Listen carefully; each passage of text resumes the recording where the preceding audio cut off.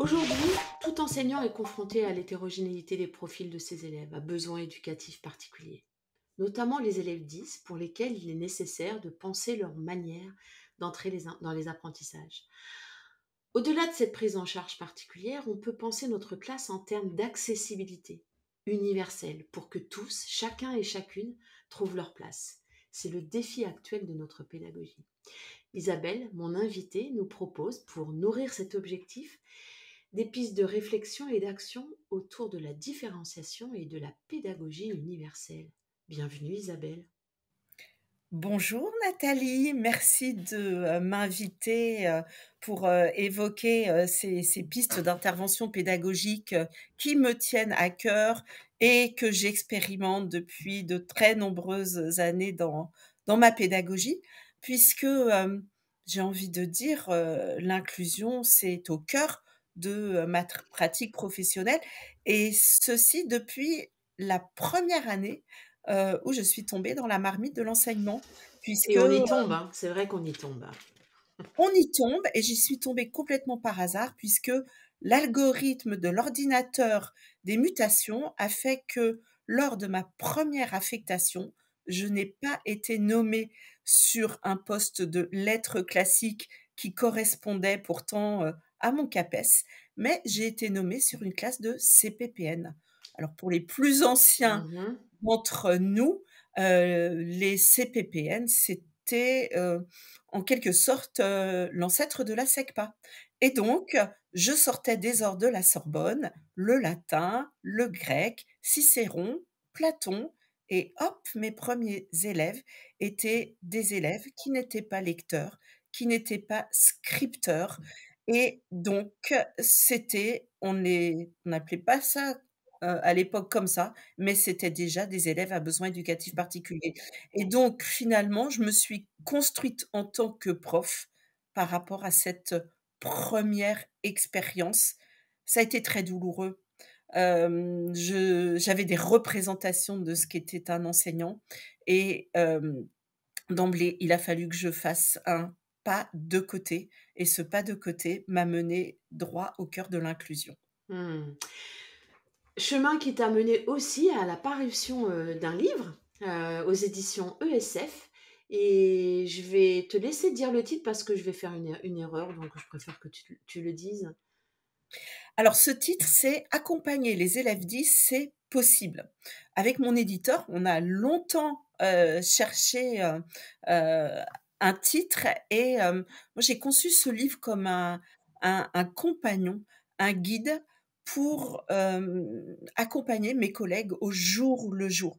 Donc ce guide répond à la fois à des, questions sur, qu'est-ce que sont les troubles 10, quelle est leur origine, mais c'est surtout un guide de pédagogie, au quotidien et dans ce livre, j'ai décliné une pragmatique d'action, des leviers à mettre en place, au jour le jour, quotidiennement, dans la classe. Donc accompagner les élèves 10, c'est possible et c'est un défi que je lance à tout le monde, à tous mes collègues et je les accompagne au plus près de ce défi, chaque jour dans la classe.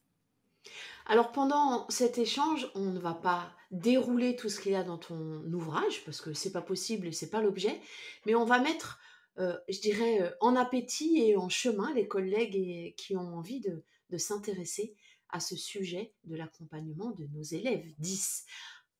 On utilise depuis le début ce terme de 10. Est-ce que tu peux nous proposer une présentation des 10 en général? Curieusement, ces élèves 10 et cette expression, surtout cette expression qui est utilisée depuis, de très nombreuses années, qui est une expression un peu vernaculaire, hein. Dans la salle des profs, on parle des élèves 10, les parents nous disent: «Mon élève est 10», les élèves viennent nous voir, près du bureau et nous disent: «Je suis 10». Hem, on a l'impression que c'est une réalité qui est très bien connue du monde enseignant et finalement, pas tant que ça. Alors, en quelques mots, oublions l'expression vernaculaire et utilisons, l'expression, médicale parce qu'on est bien sur, un côté médical des choses. Donc utilisons, l'acronyme TSLA, troubles spécifiques du langage et des apprentissages.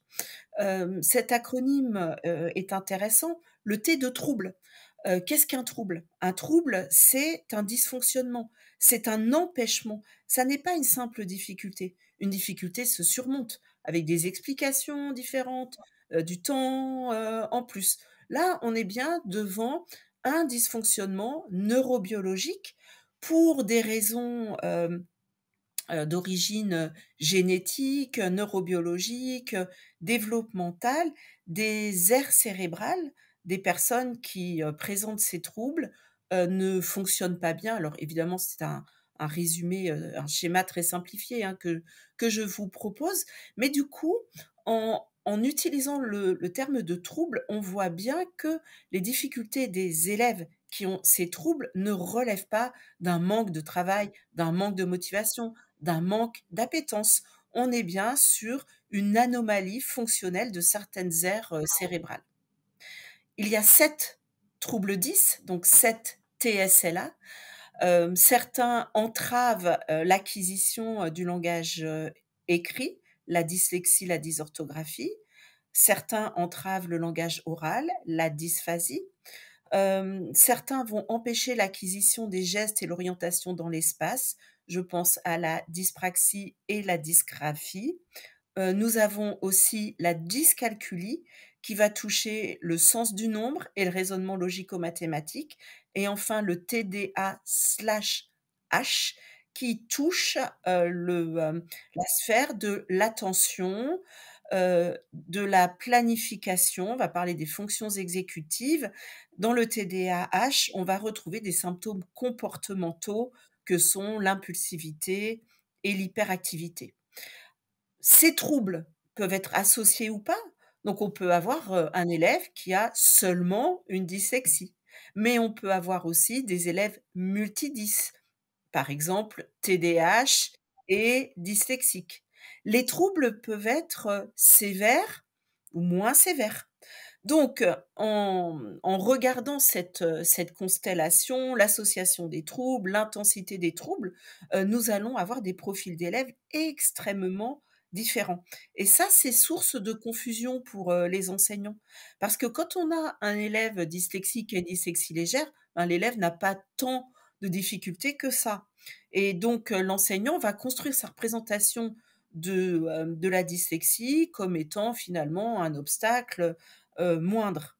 Et puis si l'année suivante, il tombe sur un élève multidys avec une intensité importante, bah, il va se dire: «Ah mais je comprends pas, l'année dernière j'avais un élève dyslexique, ça allait pas. Cette année, pourquoi cet élève n'y arrive pas? C'est donc parce qu'il ne travaille pas assez, qu'il n'est pas assez motivé» et cetera. Donc non, cette constellation, le terme n'est pas de moi mais d'un médecin, hein, Michel Habib, qui a beaucoup travaillé sur les troubles.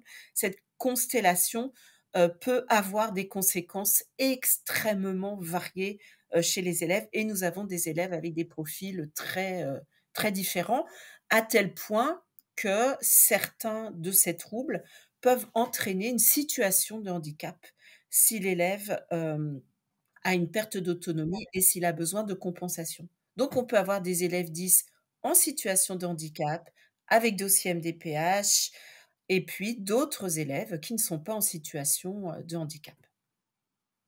Mmh.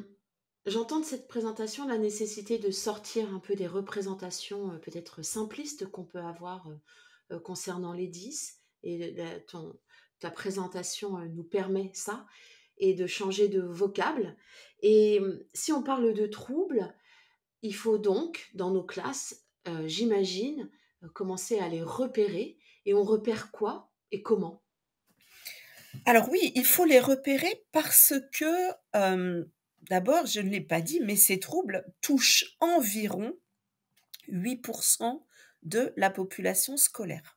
Donc je dis bien environ, je m'appuie sur, les chiffres donnés par, l'INSERM, par l'Académie nationale, de médecine, hein. J'attire, l'attention de tous sur les chiffres fantaisistes qui circulent, sur internet. Donc voilà, allons, aux sources fiables.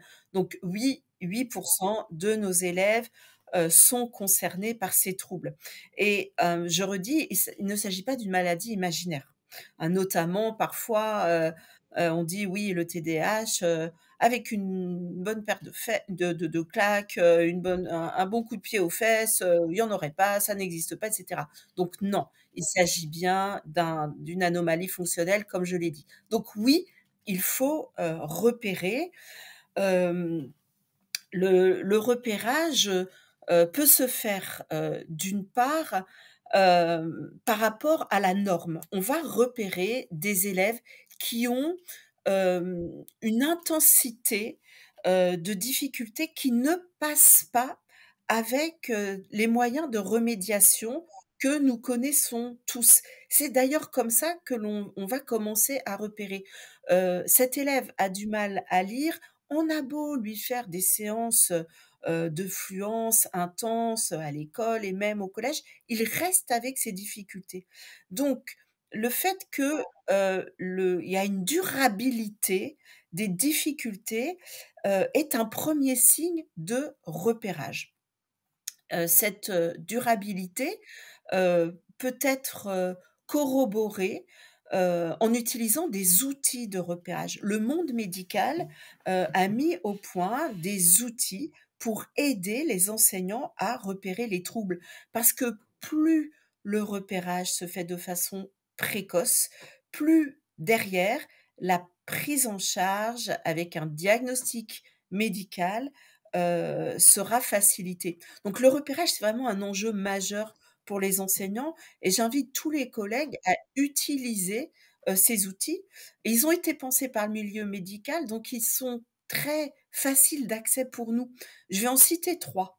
Un premier outil en maternelle, qui s'appelle le QLC, le questionnaire langage, et comportement. Il est facilement trouvable sur, internet. Il est utilisable, vers 3 ans et demi et il permet de repérer des élèves qui pourraient être susceptibles de présenter un trouble du langage.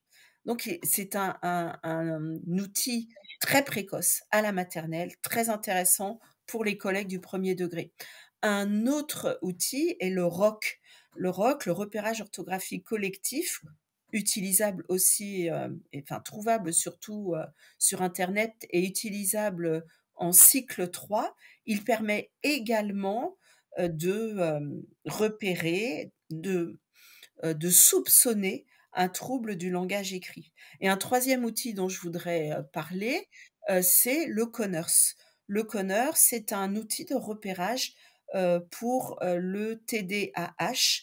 Donc, sa version courte, comporte 28 items. On observe l'élève. Ça n'a rien de médical, hein. C'est vraiment un outil d'observation pédagogique. On observe l'élève sur 28 items qui sont prédéterminés et si on a, environ non pas environ, si on a 15 items, que l'on va coder dans des colonnes, assez vraies ou très vraies, il y a une suspicion de TDAH.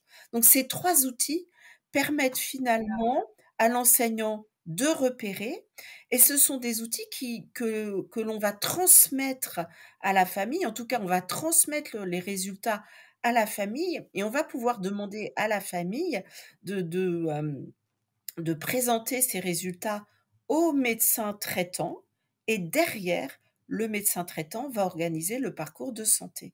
Donc ce ne sont pas des outils médicaux, ils sont pédagogiques. On a le droit de les utiliser, ils sont légitimes. Et ta précision est intéressante, c'est que notre posture est une posture pédagogique. Donc on peut repérer des éléments qui sont liés à l'apprentissage et au contexte scolaire, mais nous ne sommes pas médecins et nous n'avons pas à poser de diagnostic. Je trouve intéressant ici de faire un petit point sémantique entre repérer, dépister, diagnostiquer, parce que il y a parfois confusion des genres. Mais bien sûr, et cette confusion, elle est souvent liée à l'extrême bonne volonté, des collègues. Les collègues, voient un élève qui, va confondre, l'élève et le collègue va dire: «Ah, il est dyslexique, il faut faire quelque chose» et en fait, on peut confondre les lettres pour tellement d'autres raisons que la dyslexie. Donc Nous, enseignants, nous ne diagnostiquons rien. Nous sommes des veilleurs, nous sommes des lanceurs d'alerte. Notre connaissance des élèves, l'utilisation des outils nous permettent d'alerter les familles qui, avec le médecin, traitant, vont pouvoir mettre en place des bilans, ce qu'on appelle des dépistages. Un élève qui confond les lettres, il faut aller faire un dépistage, au niveau de l'ouïe et au niveau de la vision, avant tout, avant de penser dyslexie. Et c'est en croisant des bilans qu'un médecin pourra faire un diagnostic. Alors, le médecin traitant peut faire un diagnostic, un pédiatre peut faire un diagnostic, un neuropédiatre, un pédopsychiatre. Hem, Ils vont croiser ces bilans et derrière vont pouvoir écrire le diagnostic d'un trouble spécifique du langage et des apprentissages. Donc pour résumer, notre mission, finalement, c'est de récolter des informations, des faits qui permettront aux professionnels de poser des diagnostics et de partir en dépistage. En tout cas, c'est la première étape de notre accompagnement. Donc, on Tout à repère, fait. ensuite les familles et les médecins travaillent, le diagnostic revient dans l'établissement et c'est là que, la Et là, seconde étape de l'accompagnement, va se mettre en place. Alors au travers, d'outils, institutionnels.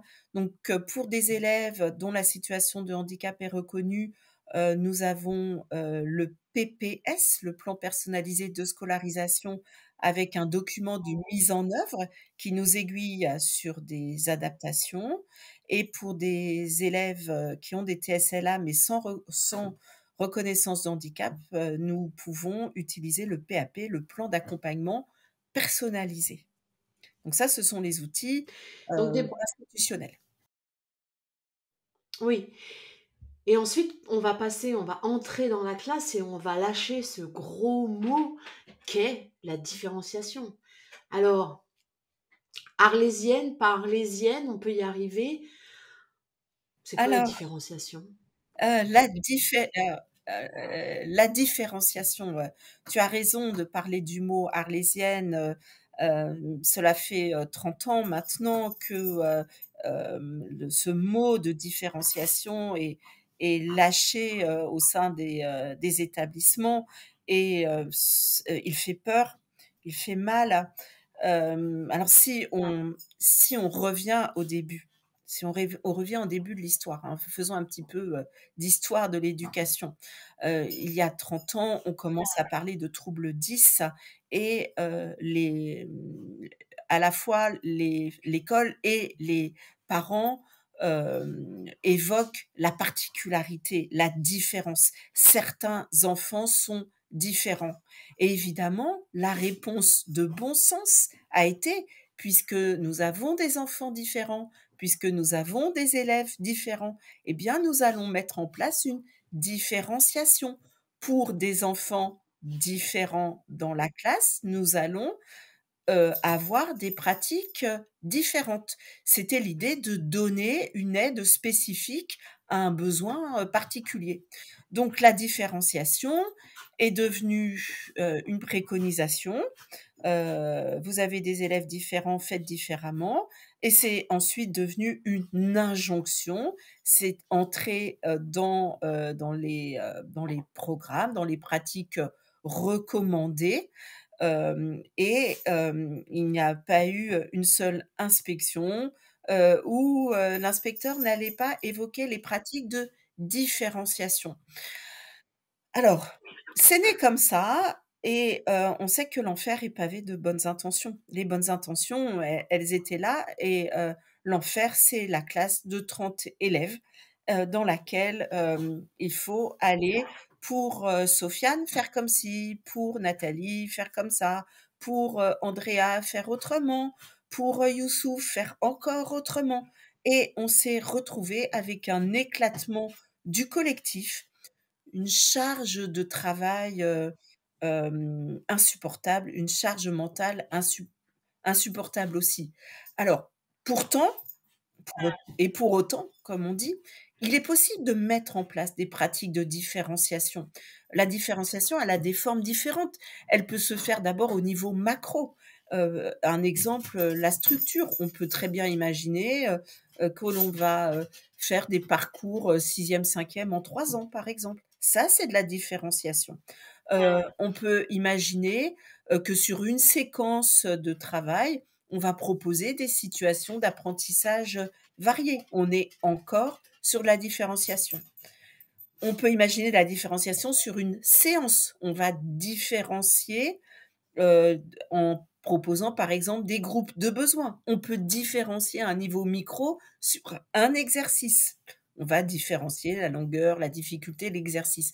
Donc on peut mettre en place de la différenciation. Mais encore une fois, on a des obstacles. Ces obstacles sont la lourdeur des effectifs. Heu, dans le second degré, c'est beaucoup plus difficile à mettre en place que dans le premier degré. Dans le premier degré, le prof des écoles reste avec sa classe toute la journée, tous les, jours de la semaine. C'est plus simple, alors que dans le second degré, on change de prof de cours toutes les 55 minutes et cetera. Un prof voit 150 élèves par jour, c'est plus difficile. Le manque de formation initiale est un obstacle. Le manque de moyens humains, c'est on a bien sûr, on aimerait avoir plus d'AESH, on aimerait pouvoir faire de la co-intervention pour organiser, les groupes de besoins.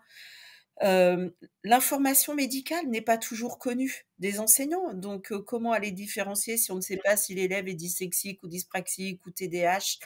Voilà, parfois la différenciation amène à une stigmatisation. On enferme l'élève dans des pratiques de différenciation, on l'étiquette. Donc il y a de nombreuses limites et d'obstacles à la différenciation pensée en termes de réponse à des besoins identifiés. Et ce sont d'ailleurs les, comment dire? Les conclusions du CNESCO qui a organisé il y a 3 ou 4 ans, une conférence sur, la différenciation en pointant, du doigt finalement, les difficultés potentielles des élèves pour lesquels on allait différencier et qu'on allait peut-être empêcher de progresser. Mmh. Donc on voit, hein, par ton propos que la différenciation, on peut, en tout cas telle qu'elle est identifiée par les enseignants et telle qu'on la projette dans nos pratiques comme étant une réponse très individuelle à chacun et chacune, c'est une quête impossible au risque de notre santé mentale en tant qu'enseignant. Mais par contre, la proposition sur laquelle je voulais t'emmener et sur laquelle tu as réfléchi, c'est cette question de la pédagogie en amont et qu'est-ce qu'on fait dans notre classe pour toutes et tous, dans le cadre de notre classe, pour permettre au plus grand nombre d'entrer dans les apprentissages. Alors oui, effectivement, on peut penser l'accompagnement, des élèves à besoins éducatifs particuliers, heu, par rapport à de la différenciation, c'est-à-dire une réponse à des besoins identifiés, spécifiés, connus, mais on en voit les difficultés. Je viens d'en énumérer un certain nombre. On peut aussi, penser, à une classe qui va répondre aux besoins du plus grand nombre et en allant, chercher l'accessibilité pour tous. C'est-à-dire que la différenciation se situe en aval de la prise en charge des élèves. Des élèves sont identifiés, on va mettre en place des adaptations de la différenciation et des adaptations.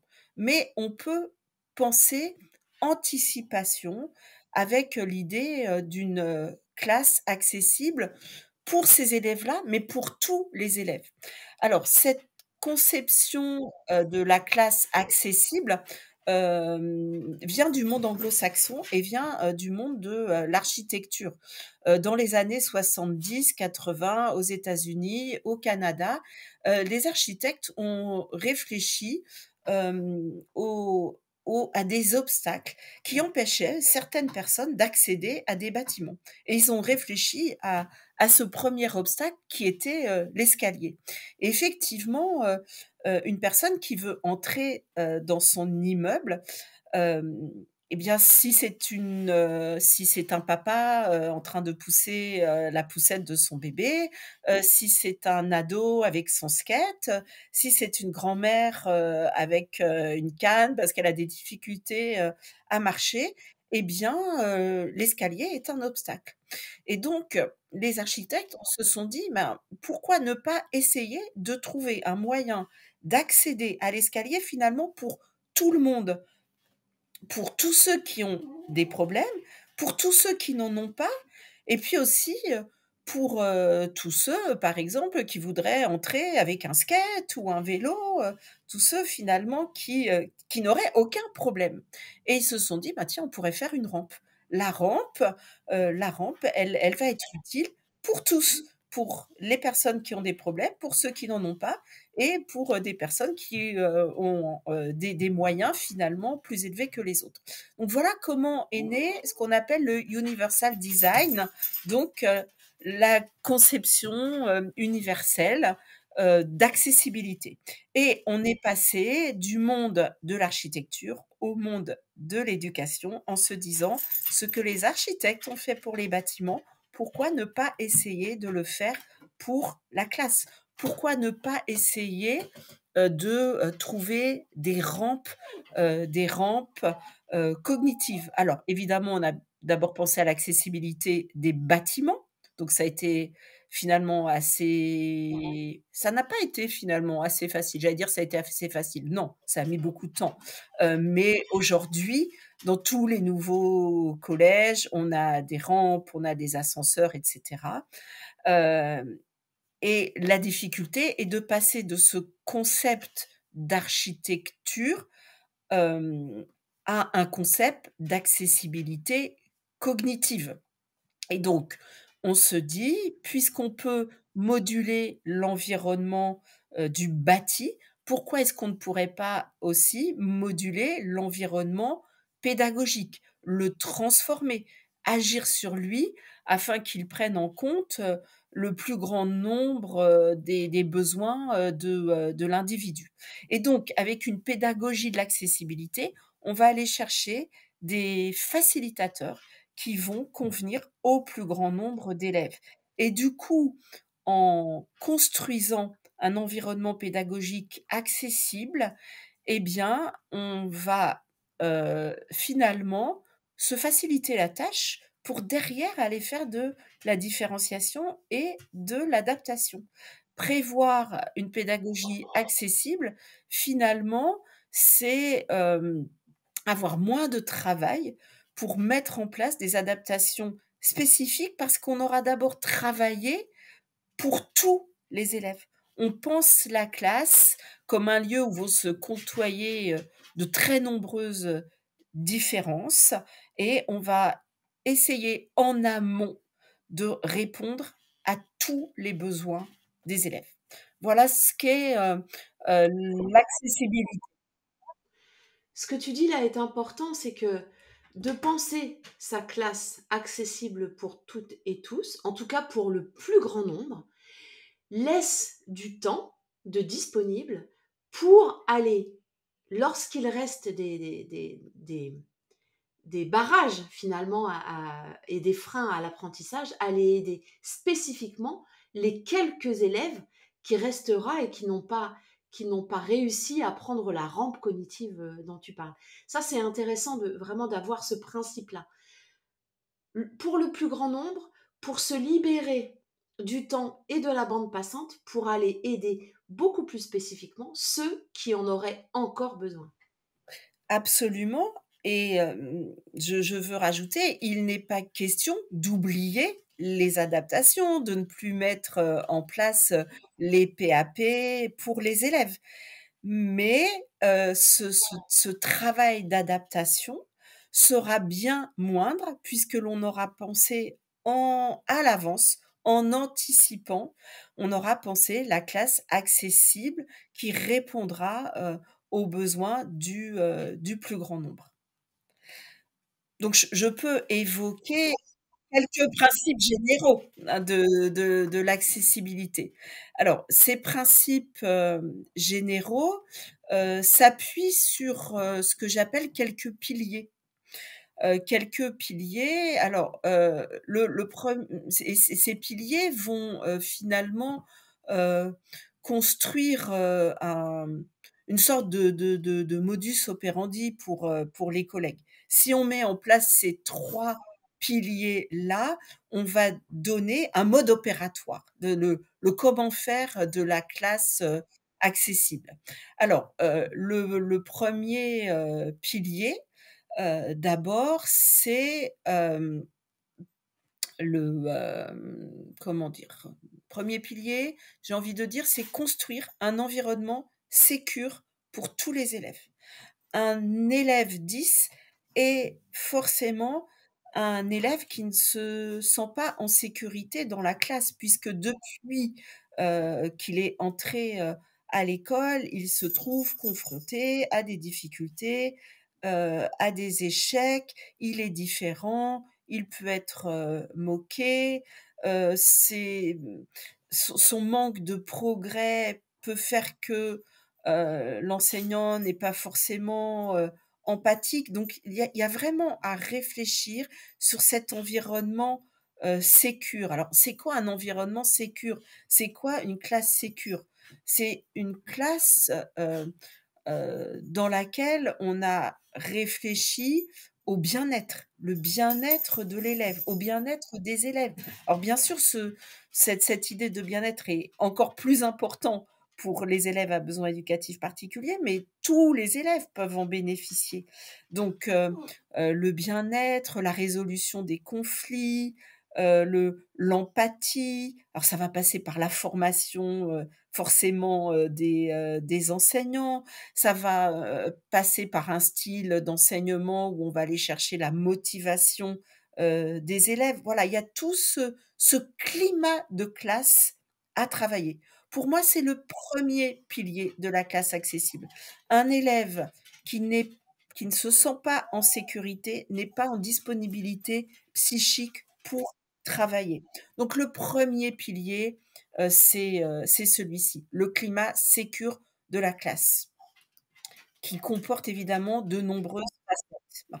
Le deuxième pilier, c'est faire baisser la charge cognitive. Les élèves 10 et d'autres élèves qui sont en difficulté pour diverses raisons, se trouvent souvent en surcharge cognitive, ce qu'on appelle la double tâche. Hein, la charge cognitive, ça correspond à la quantité de ressources qu'un individu investit lors de la réalisation d'une tâche. Or, ces ressources sont moindres chez de nombreux élèves, hem, par un manque de connaissances, par une situation d'allophonie, par un manque d'acquisition, et d'automatisation de certains apprentissages.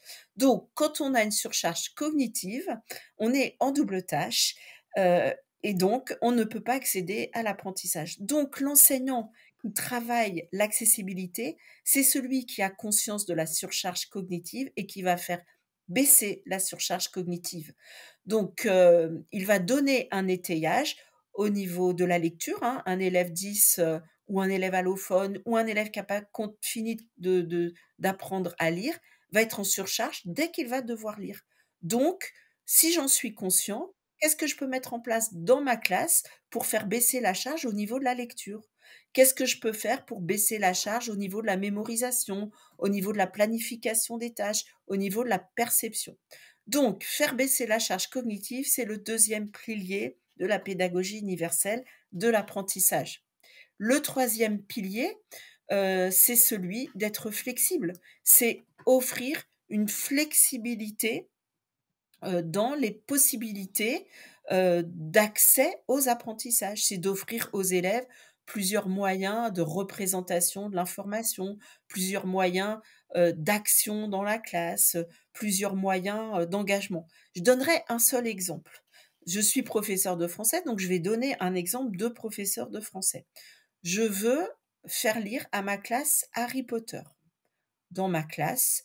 J'ai des élèves HP dans ma classe de sixième, hein, je prends une classe de sixième. J'ai des élèves HP qui auront déjà lu toute la saga d'Harry Potter depuis le CE2. J'aurai des élèves, allophones pour qui, bah, lire Harry Potter, en français sera difficile, mais peut-être pas dans leur langue maternelle. J'aurai des élèves 10 pour qui lire un livre de 250 pages, c'est compliqué. J'ai des élèves qui bénéficient du dispositif Ulysse, qui sont sur le versant de la déficience. Au-delà de 10 pages, ça devient impossible. Si je reste sur je donne le livre en français à toute, ma classe, eh bien, je ne rends pas cette situation d'apprentissage accessible. En revanche, si j'offre à ma classe des possibilités, de lire Harry Potter en anglais, dans une autre langue, en français, en manga, en bande dessinée, en version audio, en version FALC, facile à lire et à comprendre, en version simplifiée grâce à l'intelligence artificielle, eh bien, je crée une situation d'apprentissage accessible. Et à la fin, tous mes élèves pourront travailler sur les personnages, l'univers merveilleux, parce qu'ils auront eu des accès différents à Harry Potter. Et je pourrais faire travailler toute la classe sur finalement l'intérêt du texte littéraire en lui-même. Mmh. Un 3 exemple. piliers: construire un environnement sécure, faire baisser la charge cognitive et la flexibilité. J'aurais envie de t'emmener sur le registre de la posture enseignante qui accompagne ces piliers, parce qu'elle est fondatrice aussi. Il y a des choses qu'on doit travailler en nous, dans notre posture, pour aller vers cette accessibilité. Alors la posture, c'est un terme qui est, très utilisé, dans le monde, enseignant. Alors je rappelle que le terme, posture, vient entre autres des travaux de Dominique Bucheton et Yves Soulier, hein, je le rappelle, qui ont, finalement, répertorié, plusieurs types, de postures. Parmi ces postures, celle qui revient, très classiquement et de façon majoritaire, c'est la posture de contrôle. La posture de contrôle, elle vise à mettre en place, un cadrage de la situation. L'enseignant, est à la manœuvre, il pilote de façon serrée l'avancée des tâches, il cherche à faire avancer tout le groupe, en synchronie. En pédagogie universelle, on va, parler, d'une pédagogie qui va être davantage fondée sur, le lâcher prise. Pourquoi le lâcher prise?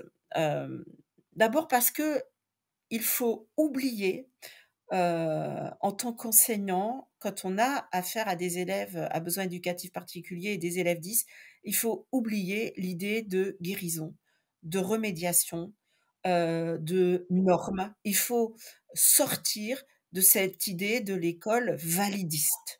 Il faut en sortir. Il faut accepter la neurodiversité, la neuroatypie. Hem, les gens, avant d'être des élèves, les personnes ont sont ont de la neurodiversité. C'est un fait. Vouloir aller contre cela, c'est se mettre en souffrance et c'est mettre les élèves en souffrance. Donc il faut être dans cette acceptation. Quand je dis lâcher prise, je trouve que le mot lâcher prise finalement c'est négatif. Je préfère acceptation. Acceptation, accueil, faire Et, et, j'aurais- et- respect. et- j'aurais envie de te proposer, le pendant finalement, c'est si je lâche prise, c'est que je peux faire confiance au travail que j'ai installé, que je peux faire confiance au cadre que j'ai installé dans ma classe, et que j'ai aussi confiance dans la capacité que je peux avoir à cheminer par petits pas avec mes élèves. Absolument et il faut faire confiance aussi aux principes que nous devons mettre au cœur de nos pratiques, selon moi, le principe d'éducabilité. Chaque élève est capable de faire des progrès. J'ai envie de dire que cette acceptation de la neurodiversité, de la politique du cheminement, personnel, elle est en lien avec, l'idée des buts de maîtrise. Je pense que l'enseignant qui va, abandonner l'idée des buts de performance dans sa classe, c'est-à-dire, atteindre absolument, tel ou tel objectif par rapport à telle ou telle séquence avec telle, durée, de séance. Là, on est sur des buts de performance, eh bien, on met tout le monde en souffrance, l'enseignant et les élèves. Donc je pense à une collègue, qui, au mois de septembre, avait son année entièrement planifiée jour par jour.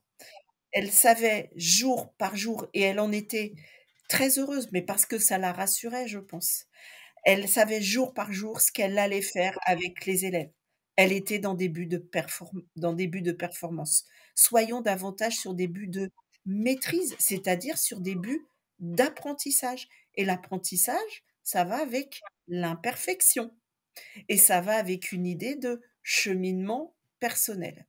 Et à partir de ce moment où on est sur l'acceptation de la neurodiversité, l'acceptation des rythmes d'apprentissage différents, l'acceptation des moyens d'accès aux apprentissages, eh bien, on est dans la capacité de mettre chaque élève sur son chemin personnel de progrès.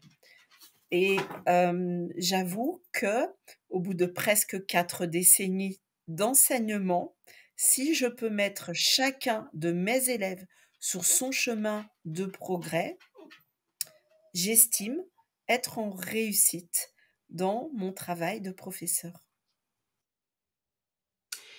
À t'écouter Isabelle quand même, j'ai envie de noter le chemin qu'on a à faire collectivement en termes de culture. On est quand même sur une culture de la maîtrise en France et on parle de ce principe effectivement de l'imperfection, du droit à l'erreur, du cheminement par itération. Avoue que ce n'est pas forcément encore très inscrit de façon, durable et universelle dans notre culture. Ça n'est pas inscrit dans notre système, puisque, dans notre, système, en France, le cheminement, des élèves, va vers vers des diplômes certificatifs, qui ont tous, la même forme, le brevet des collèges, le baccalauréat, qu'il soit, professionnel, technologique, ou général. Mais néanmoins, heu, l'école et le système a fait de très grands progrès. Et aujourd'hui, même si ce n'est pas forcément perceptible facilement, les offres d'enseignement, j'ai envie de dire les offres de scolarisation se font beaucoup plus à la carte, qu'il y a encore, 2, décennies.